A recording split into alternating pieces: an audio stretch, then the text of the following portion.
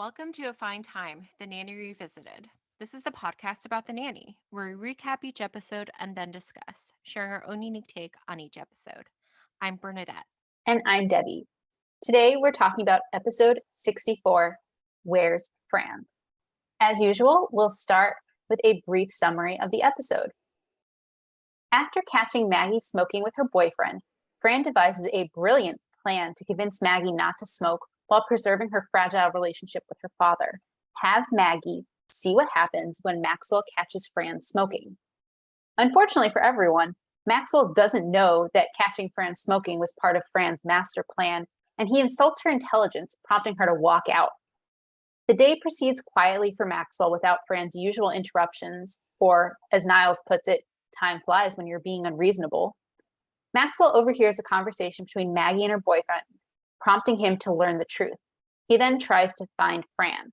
Sylvia can't help him. Yetta can't help him. Finally, Maxwell turns to next-door neighbor Roger Clinton, inquiring if he has any contacts in the FBI. Lo and behold, Fran is there, purportedly on the phone with Chelsea Clinton. Maxwell learns that Hillary is looking for a new nanny and tries to match Fran's potential job offer. The ruse ends when Maxwell notices that the phone Fran is speaking into is not plugged in, and it's obvious that Fran will actually return home. Bernadette, do you have anything you want to add? No, just aside from when we'll get into it, there are a lot of flashbacks throughout this episode. Yes.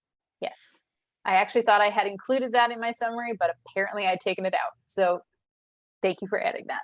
Yep, no problem. So we open up this episode in the kitchen with Val and Fran at the table, and Fran's kind of letting Val know that she caught Maggie and her new boyfriend smoking cigarettes.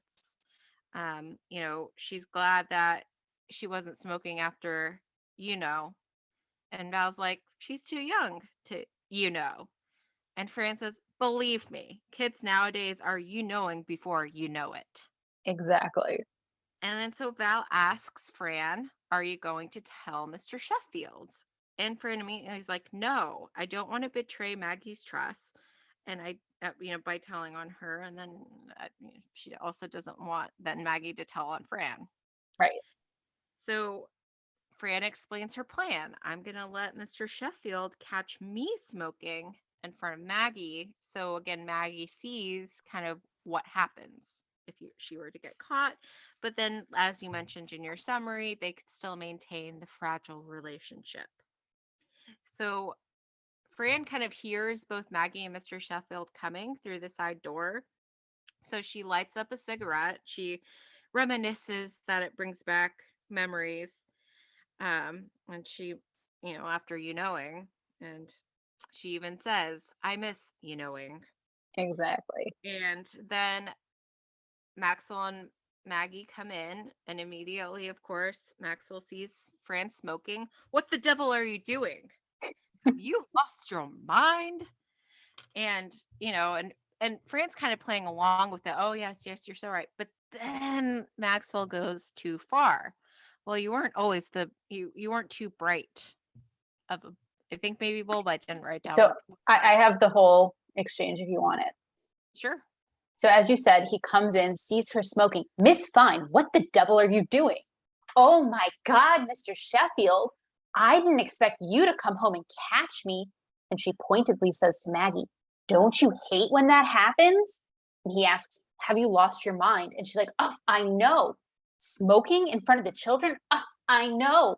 Well, I've always known you weren't too bright, but of all the stupid things you've ever done, what'd you say? You think I'm stupid?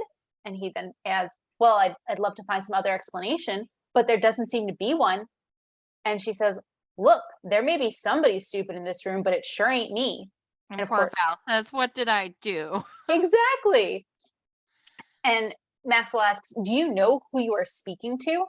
Yeah, I'm speaking to the guy that if he doesn't take back what he just said, he's going to be looking for a new nanny.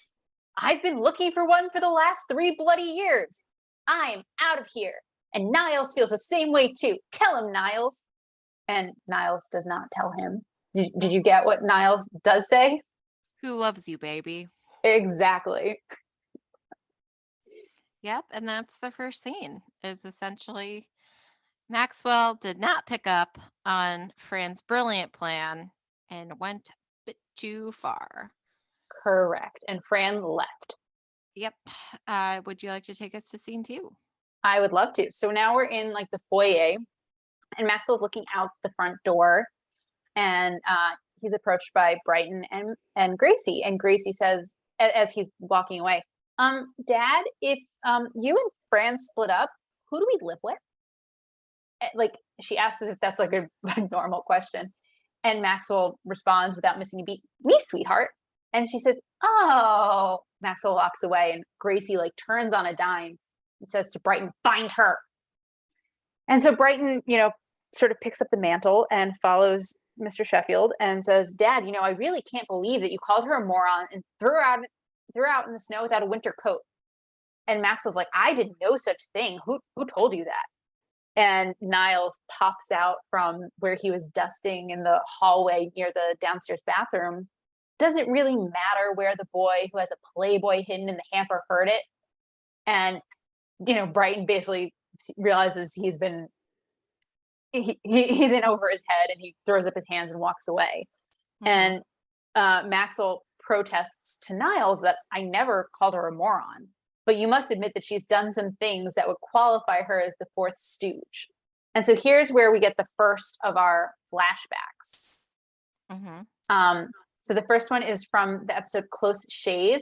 And it's that really great episode earlier, I believe in season 3, where Fran was acting as the candy striper in Maggie's place. And the doctor says to her, to Maxwell, shave him. Mm-hmm. Actually, I take it back. This might be season 2. But anyway, and so we have that great scene, which was the longest laugh in the entire series, which ends with Niles coming in, seeing Fran, having her hands, shall we say, around Maxwell's pelvis, mm-hmm. With the iconic line of bucking for a raise. Mm-hmm. And then we come back to present day. And Niles says to Maxwell that, well, maybe she behaves the way she does because you intimidate her. You're always yelling at her. And Maxwell says, I most certainly am not. And here's where we get our second set of flashbacks. And this one is really a compilation of Maxwell yelling, Miss Fine. Mm-hmm. And we see snippets from Unkindest Cut, Close Shave, Strange Bedfellows, Fran Gets Mugged, and finally the episode I've Got a Secret, in which Maxwell doesn't yell Miss Fine, but says, you've got some splaining to do. I'm impressed you were able to get all of the episodes out of literally a second. Thank you. In fairness, I knew Unkindest Cut because we talked about it fairly recently, and Maxwell was in that white Hollywood suit. Close Shave, there's some that was at the end where Fran was using the whipped cream. And that's the only time, one of the only times I can think of her using whipped cream. Strange Bedfellows, they were in bed. So that one was easy. And Fran Gets Mugged. That's the one I'm 90% certain on.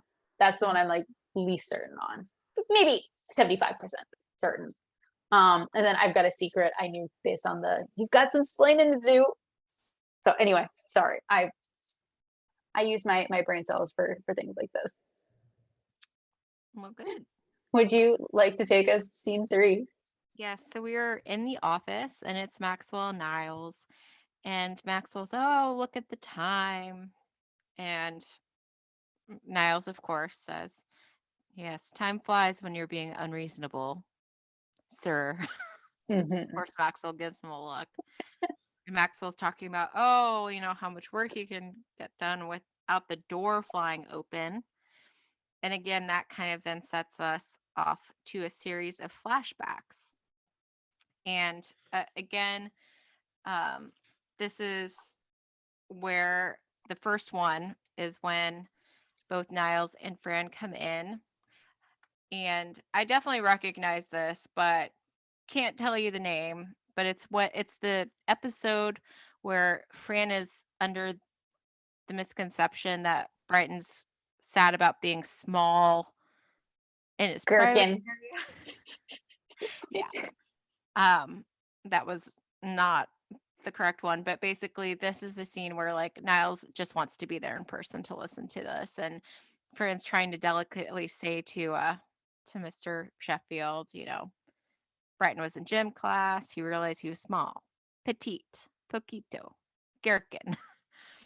Then we jump to another scene where Miss Fine, sits on the desk. Hello, friend. You're sitting on John Malkovich. He's not complaining. And we then move to another scene where Mr. Sheffield's telling Fran, again in his office, that she's going to need to rectify the situation. She says, sounds painful. But that's where she needs to go talk. Which was Johnny the person? Walker. Oh, yeah. Back into the show.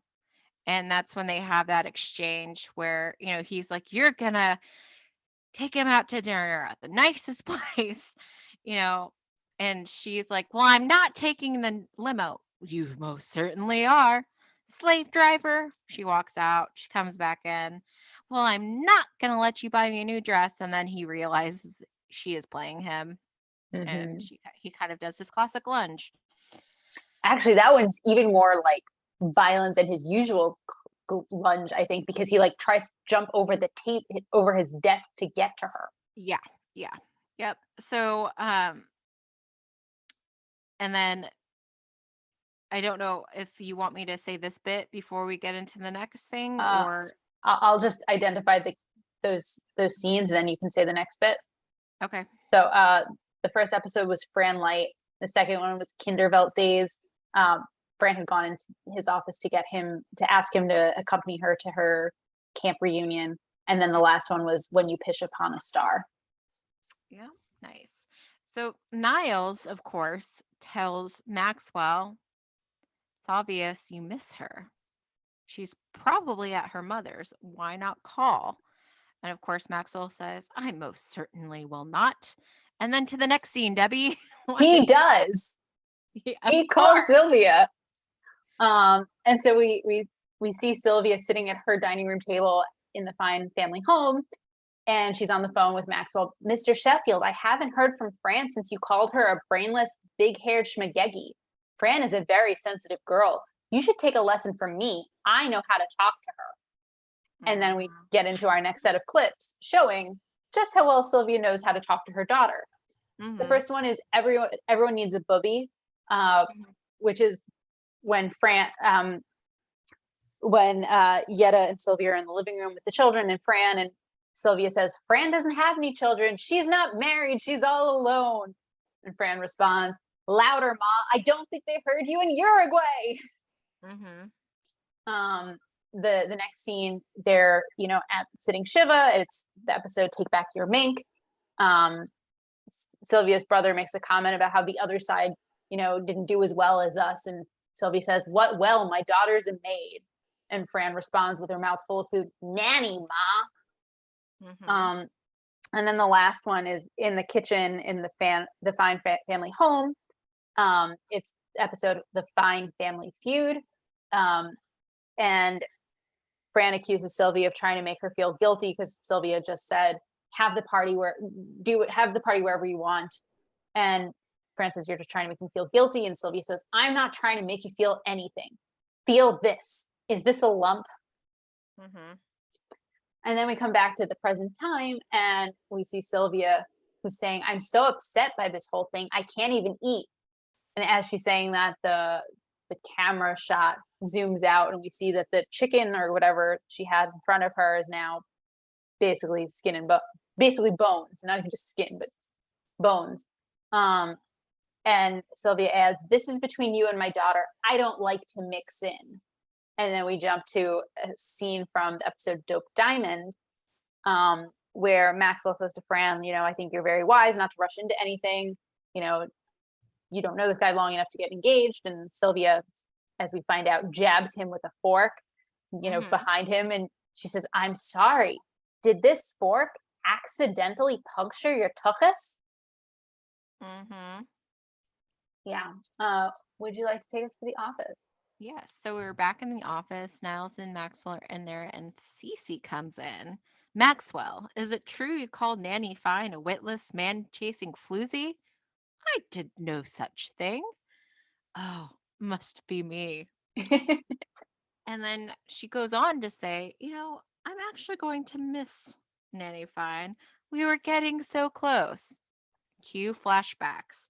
The first one of which is is the classic Cece going, "I'll kill you," and then like basically choking Fran on the couch in the office while Maxwell doesn't do anything for a little bit Right. until So she's smothering.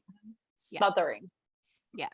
And another one is, do you want to identify that one before I go Sure. on? That was Fran gets mugged. And I just want to add Fran was doing the very exaggerated, like trying to like seek help with her hands, like flailing about, her arms and legs flailing, and Yeah. continue. So the next one, Cece's actually sitting at Maxwell's in his chair in his office, and she's gleeful. You want something? Oh yes, yes. Oh, this is good. And Fran kind of like, did you finish? Like a lot of innuendos. Yes. You want to Come on. have a Siggy button cuddle now? Yep. That was stock tip.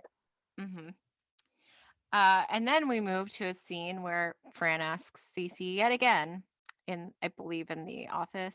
Yep. Um, when they shot Bambi's mother, did you think that was a sad moment at all? That's from Imaginary Friend. Mm-hmm.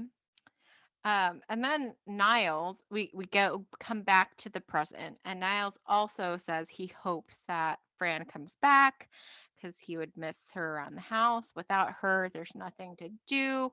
And we cut to him reenacting the risky business scene. Yes. DC walking in on him. And that scene ends with him saying, "Well, of course, now I'm going to have to kill you." Exactly. That's from Canasta. hmm do you want to take us to the next scene? Sure. So we're, I think, in the like foyer living room, and Maxwell is insisting that he's not going to apologize because he happens to be right. And well, he says to Niles, well, if she doesn't come back, you'll have to take care of the children. And then the doorbell rings and Niles walks to go answer the door, saying under his breath, please let that be her. Is it her? Nope. It's Yetta, and Yetta is accompanied by a police officer. Yetta, what happened? Asks Maxwell. And the police officer says that they found her on Queens Boulevard. She says she lives here. And in her terrible stage whisper that everyone can hear, Yetta says, play along. It's cheaper than a cab. Mm-hmm. And Maxwell sort of ignores her and starts talking to the police officer, saying, thank goodness you're here. Our nanny's missing. She stormed out of the house this morning, and we haven't heard a word since. And Yetta chimes in, she got upset when he called her a gorgeous, sexy vixen that he couldn't live without. And Maxwell's like, I never said that. Mm-hmm. And she says, with this great look on her face, don't you wish you had? Mm-hmm. The police officer kind of ignores all this and says, if she's still missing after 48 hours, call the precinct and we'll send someone over. And Yetta chimes in, well, send Officer Kurtz. We listened to Howard Stern together. And the police leave and the door closes, and Yetta turns back to Maxwell and Niles and says, meanwhile, it looks like I'm sleeping over. And Maxwell tells her that their door is always open to her, cueing yet another set of flashbacks. First from Everyone Needs a Bubby. That's the episode where Yetta stays over because they're tenting her retirement home. And Maxwell has to break down the door, and we find Yetta in bed with Mr. Knazel. And Yetta's upset that she burned the bagel, and Fran's like, oh no, it's still good, just scrape off the top. What'd you do with all the cream cheese? And then the two senior citizens in bed look very embarrassed. And then the next two clips are actually both from the same episode, The Nanny Behind the Man. The first one is at breakfast. Yetta comes in, the family's eating, and Fran asks her, Yetta, you didn't drop anything under the table and go look for it, did you? Oh, one time, just to see if I still had it. And Max was like, that was you? And she gets all gleeful. That was you? Do you two want to be alone together? And then the second one was, as I said, from the same episode. Fran opens the door. As she's opening the door, she says, wait till you get a load of the chick I fixed him up with. And it's Yetta, who's there to meet Dakota Williams, be his date for the night. And she makes a comment about, I'm sorry I'm late. I had to dig up a brassiere that hooks in the front. Mm-hmm. Very sexy. Yeah. Would you like to take us to the kitchen? Yes. So we're in the kitchen, and Maggie and her boyfriend are kind of near the refrigerator, making out a bit. And then her boyfriend offers her a cigarette, and she says, oh no, I've quit. And Maxwell kind of comes in through the side door, but doesn't come fully in. So he's eavesdropping. Yep. And, Maggie's explaining to her boyfriend she quit. She saw what happens, when Fran got caught, and she wants to live to see whether or not Ross and Rachel get together. Mm-hmm. And then she kind of starts musing. Do you think maybe they set the whole thing up to scare me out of smoking? Then she thinks about it more. Nah, Dad's a really bad actor. But this causes Maxwell to have a realization, and he goes back into the dining room where Niles is.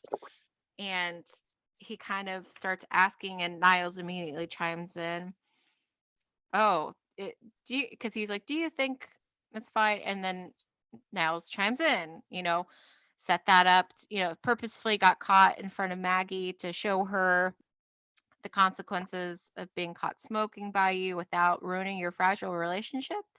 I wouldn't be a bit surprised. But Maxwell's a little hesitant, but then Niles points out she does have a unique way of dealing with the kids. Or is that Maxwell who says that? That's Niles. Niles, okay. And so again, cue up the scenes, the flashbacks.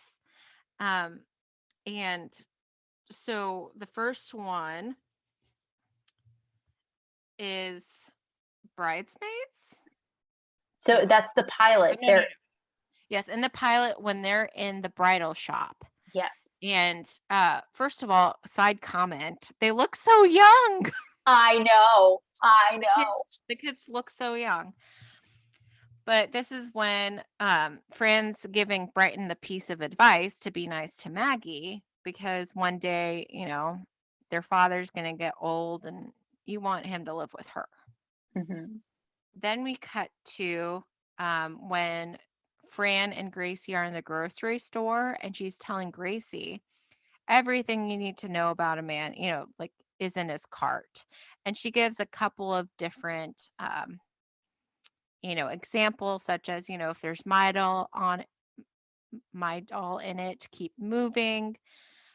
All the different things that she's learned. Gracie points out to a guy next to them, what about his cart? And after looking through the cart, Fran makes the comment, you'll be spending all night blaming the dog. So again, what do you recall which exact scene that is, or which episode that is? That's from Stock Tip. Yeah, that's what I figured, because that's where she meets the guy. Exactly, at the Park Avenue grocery store. Yep. And then we jump all the way back to the pilot episode, because Maggie's just had her first kiss. And while, Maxwell's throwing the kid out and it's like making it seem like seeing Fran's like gushing, your first kiss, like all that kind of stuff.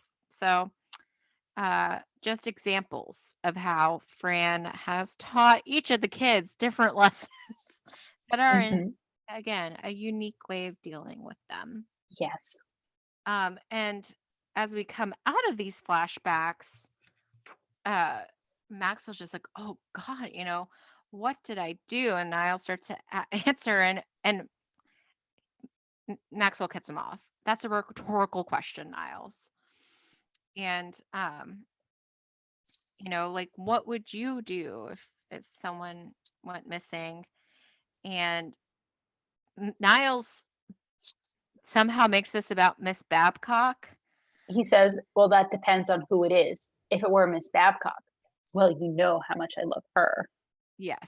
And again, we then get flashbacks of interactions between them.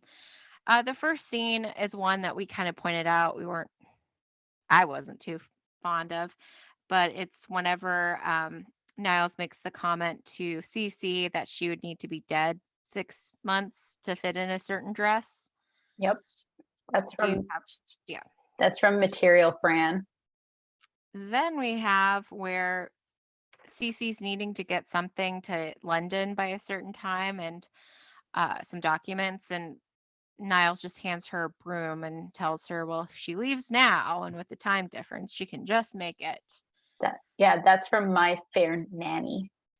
Then we are in the office, and Niles is explaining that with this certain polish or whatever that he's used on the leather sofa, unwanted dirt just slides off, and of course that's when Cece kind of sits on the ledge and falls off.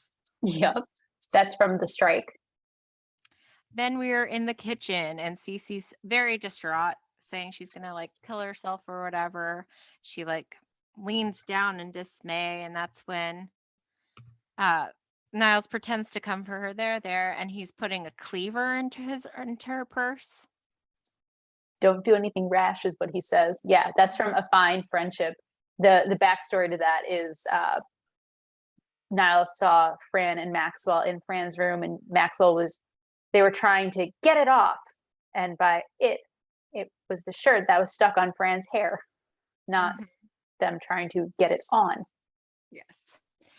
And then we cut to whenever Fran had picked up that baby from the subway, and she's telling Niles, oh, are there any old nipples in the house? And then, of course, Cece walks in the door, hello, hello. And Niles just like can't stop from making the expression of making the connection, right? Yep. That's from Nanny Napper. Yep. So, so Maxwell, again, it can see he's going to give up, but, then they start thinking, okay, and Niles encouraged him, if it's Miss Fine who is looking for you, what would she do? I give up. And I think, is it Maxwell or not? I think it's Niles, but is it Maxwell? Maxwell says, all right, Niles, I give up. Since Miss Fine is so damn smart, if I were missing, what would she do? Oh, yes. And then Niles says, oh, go next door to Roger Clinton's house and try to get the FBI involved. And at first, Maxwell dismisses that. I'll get my coat. Yep. So, can you take us next door to Roger Clinton's house? Absolutely. So Maxwell comes in and he says, Roger, I'm desperate. Do you have any contacts in the FBI?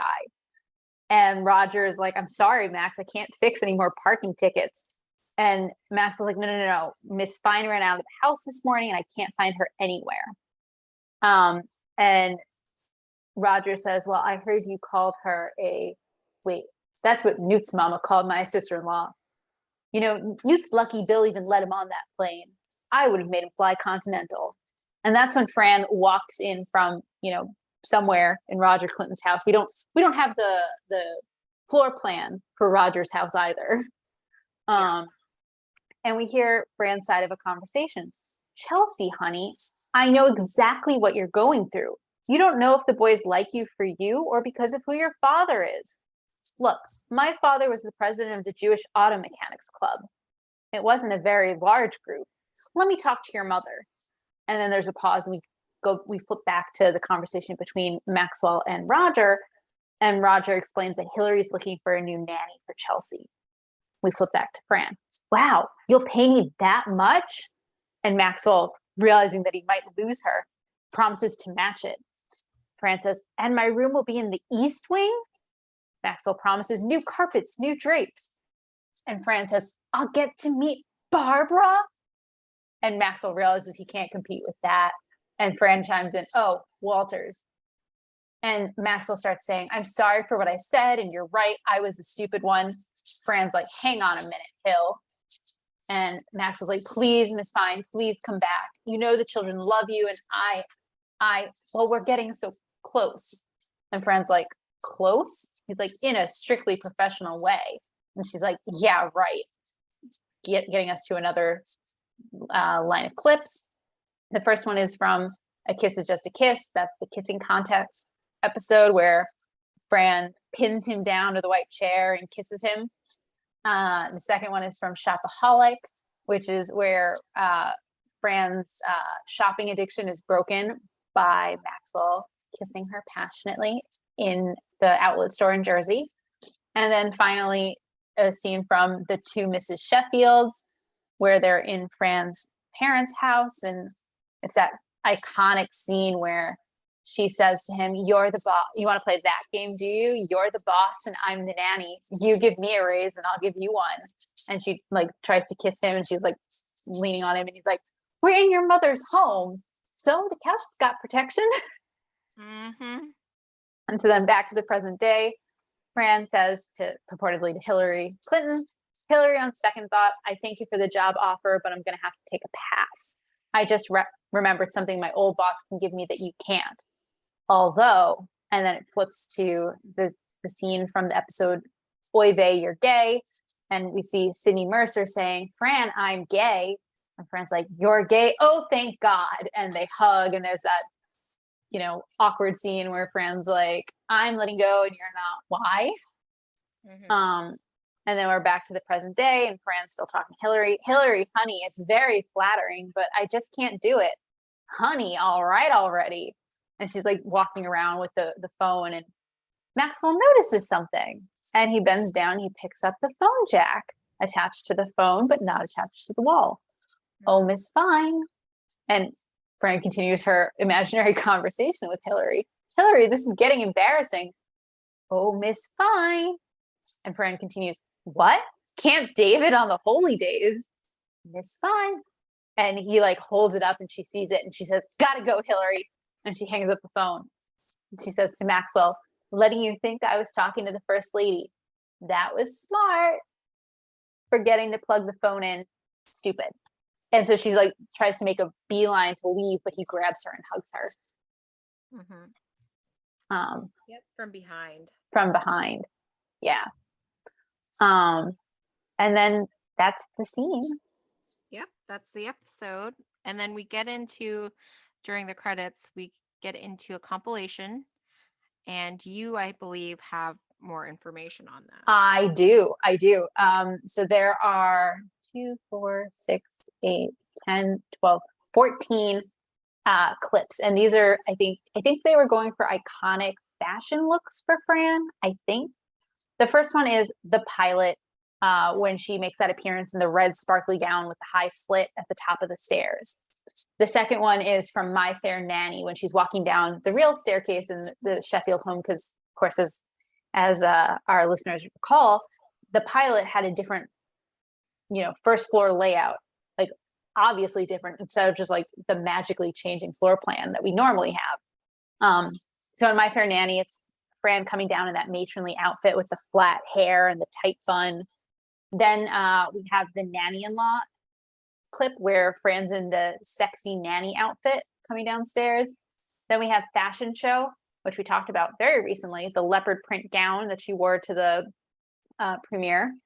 We then see a clip from Nanny and the Professor where Fran's wearing her sequined flower dress to meet Cece's brother. Then we see a clip from Ode to Barbara Joan, which is where Fran's in that Bob Mackie gown, like she's going to go to the Barbara Streisand concert with Cece's dad. Then we have a clip from Pishke Business, where Fran's pretending to be Cece Babcock and she's wearing the black tights with the white and blue suit, and she, wiggles her leg to catch the attention of Charlie, the trash man. Then we see a clip from Material Fran. That's the same dress she was in when Niles made the comment to Cece that she'd have to be dead 6 months to fit into it. It's that red shiny dress with the really big earrings and the really tiny straps.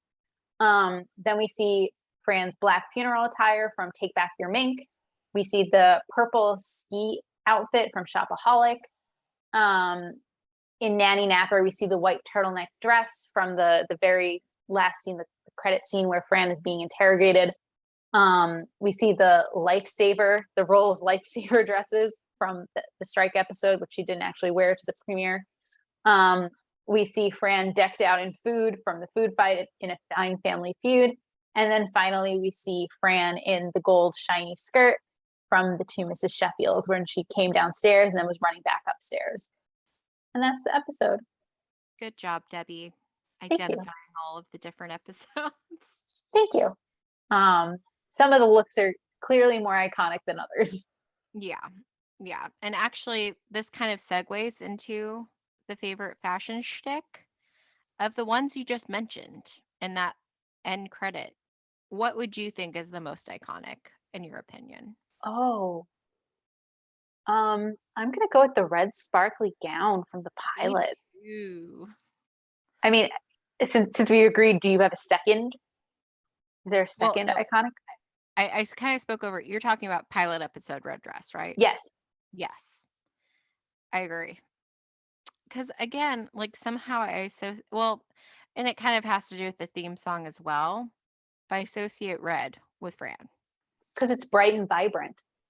Well, also that first episode, and then again, the lyrics do say the lady in red. So anyway, True. but yeah. Which, just as a side note, I find it very interesting that you're right. The lyrics say the lady in red, but and in the intro, she's in a red suit, but in the pilot episode, when she rings on the doorbell and ultimately gets the job, she's wearing a black suit. Mm-hmm. I don't know why she wasn't wearing a red suit. Yeah, I don't know. Is there a second of the outfits I described in the credit list of clips? Is there a second one that you'd say like the next most iconic? I'm torn, honestly. What are you torn up between? The lifesaver dress, which she's only in one scene, but it's just because it's so brightly colored and it's just fabulous. That's something I think of her. And then the other one is the Bob Mackie gown. Well, I'm surprised they didn't have any robes. True. Her signature dining room robe for breakfast. Yeah, exactly. She's in one almost every episode. Mm-hmm. And it, like, again, has a variety of them, although there are some repeat outfits. I don't know. Because, again, there are so many that flash by so quickly, and I didn't pay as close attention as you did to that. Well, then let me ask you, what did you think of what she wore in the present day for this episode? Can you remind me again? Yeah, so she looks like. Yeah, so she's in a black, I'm not sure if it's a dress or a short bodysuit. It's black long sleeves, it's short, it's very short, and then it has a gold chain belt. Oh, well, I don't think I had strong feelings about it. Did you? I liked it. Mm-hmm. And her hair is a little different. It's down, but it's still poofy. It's not curled. It's like it's flat, but it's like it has volumizer in it, if that makes sense. Mm-hmm. Yeah. Was there any other fashion in this show that caught your attention? Gracie's outfit, for the like 3 seconds we see her, she's in one of those like what I call iconic Gracie like dresses. Has the big like the poofy cap sleeve. I guess it's not a cap sleeve if it's poofy. It's like, anyway, it is a bigger sleeve. It's a long dress and it has like flowers, I think, on it. It's just like a very 90s cut. Makes me think of dresses I had as a kid. Yeah. Agreed. So notable New Yorkers. So I think, are we like, let's just talk about, I guess, in the actual scenes, like present day scenes in this episode. There were I some agree. references because we've obviously already talked about references made in like the clips. Agreed. Whenever we did those episodes. So, let's see here. In the first episode, in the first scene, I didn't have anything. Did you? Mm-mm. No. Obviously, Niles does that veiled threat about the Playboy in Brighton's Pamper, which we Mm-hmm. talked about before. We're skipping again the flashbacks. And then I know for sure, I don't, up until then, I know like the Ross and Rachel ones definitely a Yeah, reference to Friends. agreed. Before that, did you have something? I do. The Three Stooges. We've Yes. talked about them previously, but again, American comedy and vaudeville team was active from 1922 to 1970. One of them was named Larry Fine, and quick spoiler, in season 6, Sylvia claims that the Fine family is related to him, even Oh, though they're interesting. not, as Fran points out. And I think the comment is either Fran or Sylvia claims that they're related, and the response is, no, we're not. Yeah, but we so could be. Yeah. And then Grandma Yetta does make a comment that Officer Kurtz listens to Howard Stern with her. Mm-hmm. Howard Stern, an American author, comedian, and television and radio personality, whose radio show was syndicated nationally from 1986 to 2005. In 2006, his show moved to Sirius XM satellite radio. That's according to our friends at Wikipedia. Mm-hmm. Once again, we have Roger Clinton actually in the episode. Yep. Bill Clinton's brother. Mm-hmm. They reference the FBI, which is, again, the Federal Bureau of Investigation. Then also Newt. Newt Gingrich, former Republican Speaker of the House. Mm-hmm. Do you And then, oh, go ahead. do you want me to cover the references to Newt's mama and the plane and Continental? Yep. Okay, so the reference to Newt's mama, apparently Newt Gingrich's mother told reporter Connie Chung, that Newt thought Hillary was a bitch. That's according to our friends at Jezebel.com. The reference to that plane, apparently, so Gingrich complained that President Clinton did not speak to him on a trip on Air Force One in November 1995 to Israel for Yitzhak Rabin's funeral. And apparently he used that as part of the justification for shutting the government down in 1995. And I quote from our friends at history.com. This is quoting Gingrich. This is petty. You landed Andrews and you've been on the plane for 25 hours and nobody has talked to you. And they ask you to get off the plane by the back ramp. You just wonder, where is their sense of manners? Where is their sense of courtesy? Needless to say, that justification for shutting the government down did not play well with Americans. Yeah. Continental was an American airline that was founded in the 1930s. It used to be headquartered in Texas, but in 2012, it merged with United. And that's according to our friends at Wikipedia. Thank you. And then, of course, Fran is allegedly on the phone with Chelsea. Yep. Chelsea Clinton, the daughter of Hillary and Bill Clinton, the first daughter at the time. Yep. And then obviously the reference to Hillary is to Hillary Clinton. Yep. And then go ahead. I was just going to say, at the time, she was first lady. She later became senator from New York and was the first woman nominated by a major political party for president.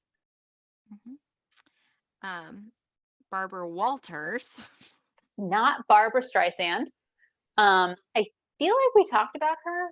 I feel like we have. She was a broadcast journalist, television personality. She's now retired. She was known for her interviewing skills. That's according to our friends at Wikipedia. She retired, I think, in 2016. Camp David. So it's the President's Retreat. According to our friends at Wikipedia, it is located in Maryland. It's 125 acres. Looks pretty nice, which is why it would be really cool to be there for the holy days. Yeah. Did you have anything else? I have one. Okay. So in that scene where Maxwell asks Niles, well, if Miss Fine's so bloody smart, what would she do if I were missing? Niles makes the comment, well, we know, you know, our little Margie.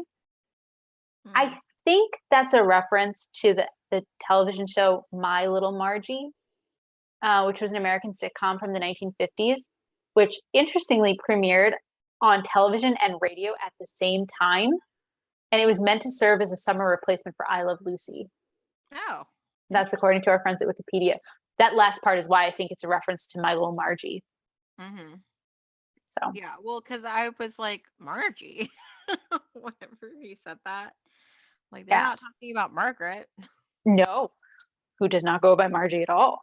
No. Um, the last thing I'll mention, Fran, in her purported conversation with Chelsea Clinton, comments about how her dad was the president of the Jewish Auto Mechanics Club. Mm-hmm. I tried searching to see if that was a thing, and all of the references pointed right back to the nanny. So I think not. Gotcha. Yeah. Okay. So then Yiddishakop. So we have a couple things. First is uh, the word schmagegi, Mm-hmm. which Sylvia uses when she poorly summarizes what she thinks Maxwell called her daughter. Mm-hmm. It's basically an airhead, a stupid person, a crazy person, someone full of nonsense. And then the other one is the holy days. Fran comment when she's talking to Hillary, part of her pretend job offer is, Camp David on the holy days. The holy days are probably a reference, most likely a reference to Rosh Hashanah and Yom Kippur, which bookmark the days of awe. This is Rosh Hashanah is the Jewish New Year.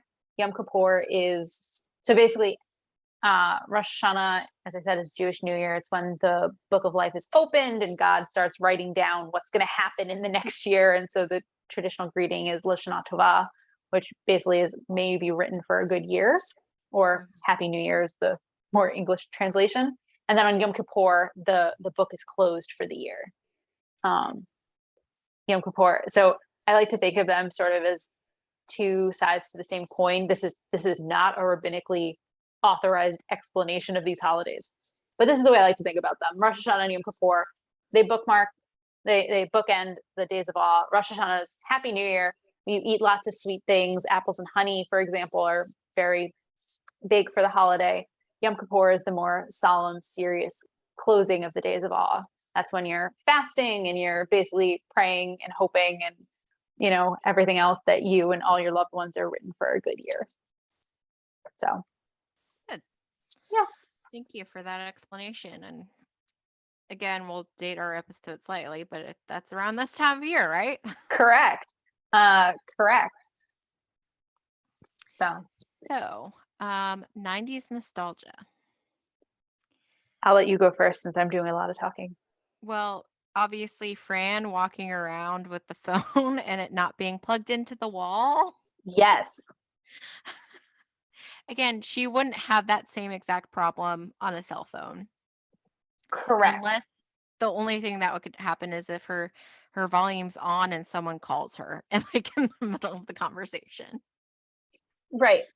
I agree. That one's quite obvious. So what struck me as very nostalgic are all the references to smoking after sex. Oh. Mm-hmm. I mean, I don't know if that's still a thing. I'm quickly Googling. So according to an article on Yahoo Life, they have a whole history of postcoital nicotine. And I quote, in 1988, Philip Morris USA, 1/3 of the big tobacco triumvirate, asked more than 400,000 smokers about their smoking habits and found that more than half of respondents regularly lit up after sex. Nearly 3 decades later, the practice is not only very much alive, but has evolved with trends. I'm shocked. I'm shocked because Well, I feel like these days it might be like a vape or like I don't know. Still, to me, it just shocks me. Um, yeah, I'm looking to see if there's anything else worth mentioning. Um, but yeah, so anyway, to me, that just struck me as very out of date. But I guess I'm wrong. So never mind. But again, for you, nostalgic. Yeah. Since you don't Look, associate with today. lovely listeners, let us know. Do you light up after sex? Tweet us. Let us know. Is it still a thing? Exactly. Um, so kind of with the whole like trying to get a hold of Fran, you know how he's advised to call her mother.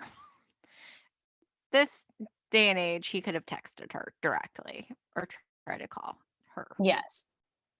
to try to track her down. I mean, it's also possible that if she had a cell phone, they'd be on some sort of family plan and he could just trace her Find my geographically. phone. Yeah, exactly. Find Oh, my it's phone. next door. Exactly. Wait, she's so close. Where is Oh, she's at Roger Clinton's. Mm-hmm.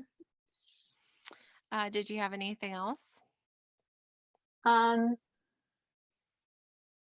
I think that's I can't believe you haven't said old cars. I, did we see old cars? I don't know. Fine. Probably in Old the cars. exterior scene See somewhere. that's what I was trying to remember if there was an exterior scene because I focused so much on the flashbacks. I was neglecting my duties of noticing old cars. Oops. You are forgiven. No, Thank you. Thank you. I appreciate that. yeah. I'll try to, not have that mistake threaten my sleeping tonight. Hmm. So then, are you ready for some future fun? I am. Okay.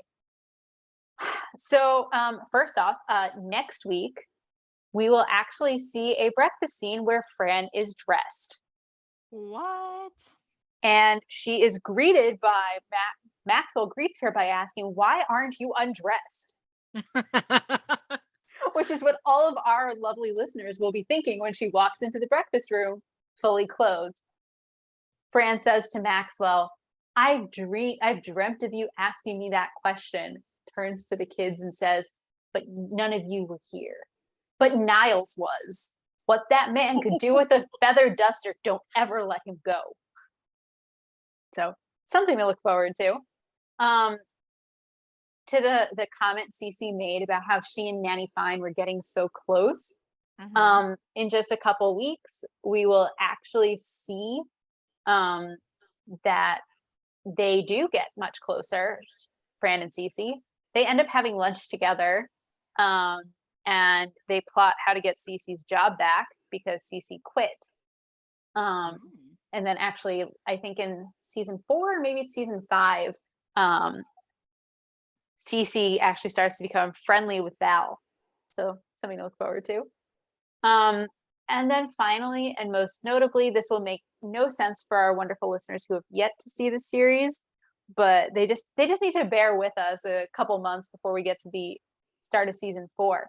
At the very beginning of season 4, Maxwell takes it back because this is a reference to the first scene in this episode where Fran tells him if someone doesn't, he asks, "Do you know who you're talking to?" And she says, "Yeah, someone who doesn't take back what he just said is going to be looking for a nanny." At the beginning of season 4, he takes it back, and Fran will not let him live it down. She makes him feel guilty every chance she gets for him taking back the thing. Ooh. Yeah. So that's the future fun we have on our docket.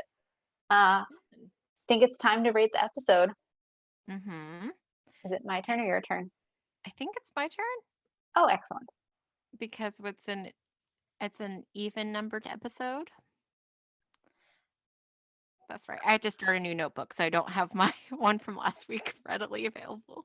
It's So okay. apologies. It's okay. We forgive you. So I'm gonna give it. So here's the thing. I was a little worried when I saw that it was gonna be a lot of flashbacks, just because again, that can be done well or not. I appreciated that the clips they picked were for the most part, very funny. Mhm. Um, and they would always segue in with like some type of line that showed the theme of that particular set of flashbacks. Um, Obviously good that Maxwell realized the error of his ways and went to go get Fran back. Um, I'm gonna give it maybe a solid 4. Okay. What about you? I'm giving it a 5. I love this episode. I think it's delightful. You're right. A clip episode or a flashback episode can be done well or can be done poorly. I thought it was done so well here because the the scenes they pulled from were funny, they were topical. They pulled some of my favorite scenes from the series thus far. Um, I think Fran's uh, Fran rightly was upset that Maxwell called her stupid. She has a different type of intelligence than he has. Um, and her plan to get him to apologize and take her back is also sort of reminiscent of the pilot, where if you recall, he fires her and then he goes to her mother's house and ultimately says, if we can respect each other's differences, you want to give it another go. And she says, so what you're saying is if you could, you get down on your hands and knees and beg me. And he says, Miss Fine. And she says, I accept, pack my things. He wants me back. It just reminds me of that. It's good. It's wonderful. I'm giving it a solid 5. I love this episode. That's fair. All right. Again, exceeded my expectations. Well, I'm glad of that. Any like final thoughts or I don't, anything? I don't think so. Do you have any? I do not. All right. That's all we have for you today. We hope you had a fine time with us as we revisited The Nanny. Join us next week when we'll be discussing episode 65, The Grandmas. If you'd like to reach us on social media, you can find us on Twitter at Nanny Revisited. You can also send us email at afinetimenannyrevisited@gmail.com. Have a great week.